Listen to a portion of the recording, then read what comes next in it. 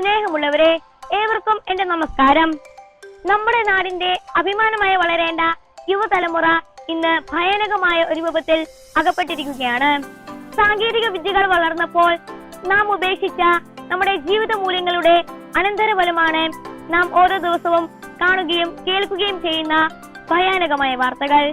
ലഹരിക്കടിമകളായ നമ്മുടെ യുവതലമുറ ചെയ്തു കൂട്ടുന്ന ഓരോ പ്രവൃത്തികൾ കാണുമ്പോഴും നമ്മുടെ കൊച്ചു കേരളത്തിന്റെ ഭാവി എന്തായിരിക്കുമെന്ന് നാം ചിന്തിക്കേണ്ടിയിരിക്കുന്നു.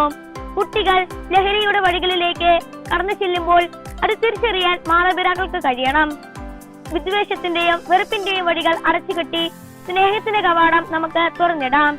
അതുവഴി നമ്മുടെ യുവ കേരളത്തെയും നമ്മുടെ യുവതലമുറയെയും ഈ മാരകമായ വിപത്തിൽ നിന്ന് രക്ഷിക്കുവാൻ നമുക്കേവർക്കും കൈകോർക്കാം എന്ന് ആഹ്വാനം ചെയ്തുകൊണ്ട് ഞാൻ നിർത്തുന്നു.